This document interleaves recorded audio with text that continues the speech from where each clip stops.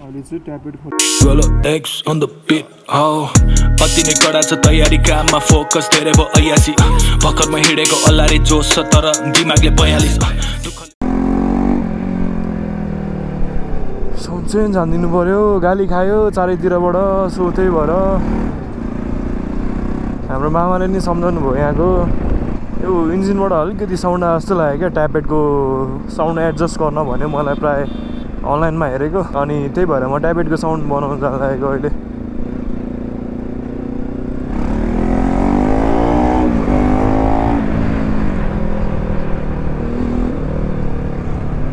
तपाईँहरूले साउन्ड सुनिसक्नु भयो होला मैले भिडियोमा हालिदिएको छैन यस्तो साउन्ड आयो भने चाहिँ लाइक इन्जिनको चाहिँ होइन अरे ट्याब्लेटको एडजस्टमेन्ट नमिलेर भन्छ होइन तर मान्छेहरू चाहिँ इन्जिनबाट आयो भने डराउँछ तर फ्याक्ट त्यो होइन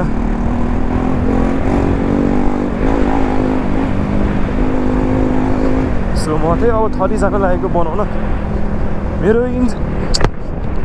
यो साइन देखाइरहेको छ क्या यस्तो मोडलको मोबिल हाल्दा पनि यो साइन देखाइरहेको छ क्या अनि डर लाग्यो सो त्यही भएर म बनाउन जान लागेको यो चाहिँ मेन चाहिँ प्रब्लम ट्याब्लेट हो भन्दा थियो अनलाइनमा मैले सोधेको ट्याब्लेटको एडजस्टमेन्ट नमिलेर भन्थ्यो रेट चाहिँ अब त्यही गरेर थाहा हुन्छ यो के को आवाज आइरहेको बजाजको सोरुम चाहिँ हाम्रो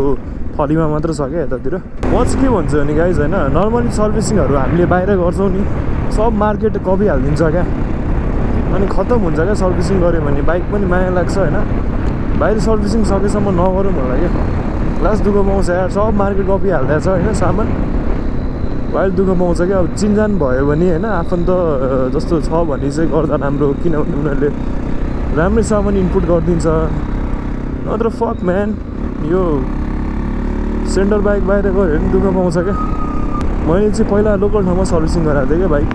अनि त्यहीँदेखि प्रब्लम स्टार्ट भएको हो मेरो खास यो कस्तो खत्तम आवाज आउने क्या त्यही भएर सकेसम्म भन्छु गाइज सर्भिसिङ भनेको सेन्टरमै गराउँदा राम्रो क्या लोकल ठाउँमा गऱ्यो भने चाहिँ त्यही हो मार्केट कपी हालिदिन्छ सामान 130 रुपियाँवाला सामानलाई 90मा हालिदिन्छ तर जेन्युन हुँदैन क्या बाइकै बिग्रिन्छ त्यो के काम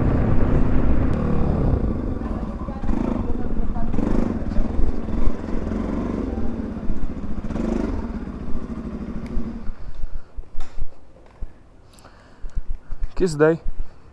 सन्चै हुनुहुन्छ त्यो उयो दिनु न मलाई ग्यास किट एनएसको ट्राफिकले ल्याङ गर्यो हाल्यो के छ सन्चै छु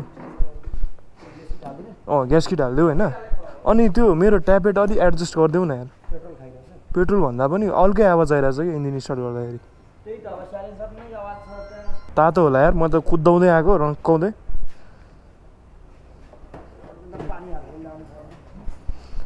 के छ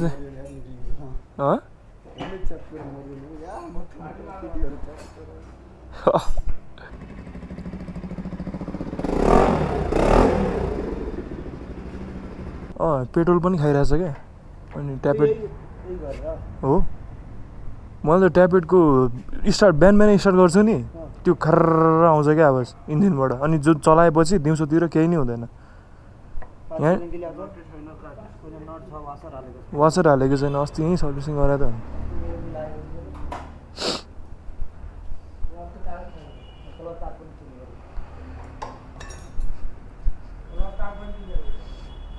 क्लच टायर पनि के आवाज आयो भनेर मैले नेटमा हाल्दै थिएँ क्या मेरो बेबीलाई भिडियोबाट म लिएर जाँदैछु मेरो बेबीको अब हालत खराब भइरहेछ औषधि हाल्नै पर्ने रहेछ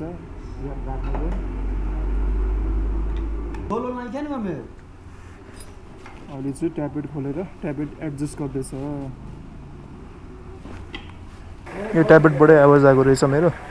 सो त्यही भएर ट्याब्लेट एडजस्ट गरेर अहिले त्यसपछि चाहिँ साउन्ड कम हुन्छ भनेको छ लेट्स सी ल यत्रो खोलिसक्यो अब यहाँ ट्याब्लेट एडजस्ट भइरहेछ यो बनिसकेपछि भेट्नुपर्छ है त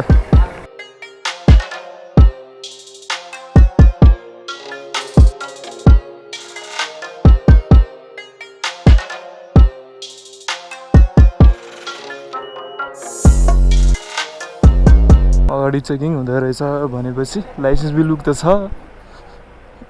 यस्तरी घुमाएर फेरि यता जानु पर्ला उहाँ होइन क्या दाइ चेकिङ गर्छै गर्दैन यस्तो घुमेर आऊ न लाइसेन्स बिलुक छँदैछ हामीलाई बालको डर छ नि कस्तो नहुनु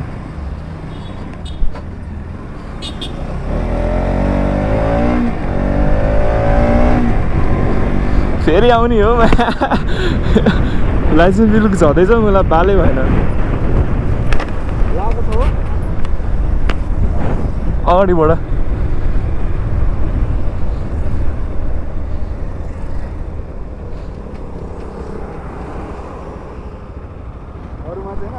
गाइस लाइसेन्स भएपछि यत्रोको आँट आउँछ नि त बिगल्लै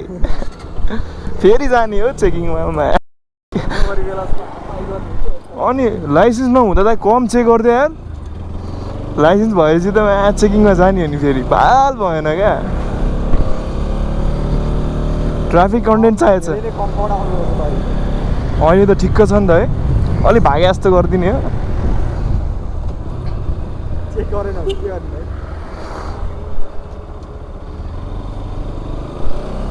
चेकिङ गरेन यार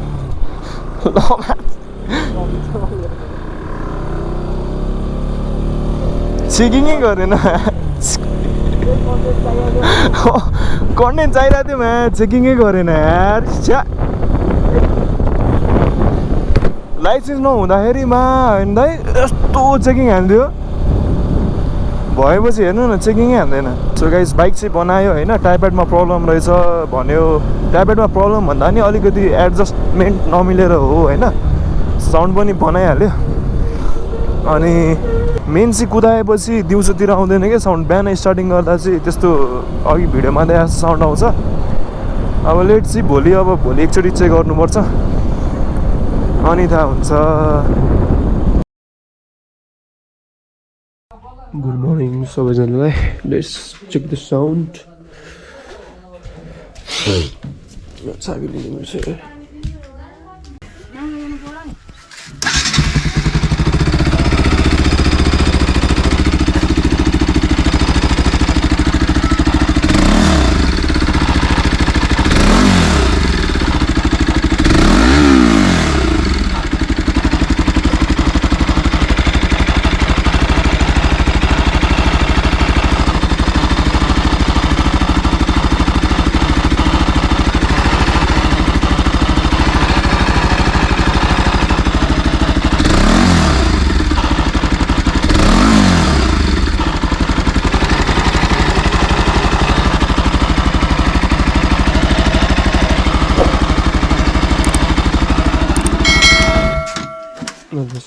That's there, you sound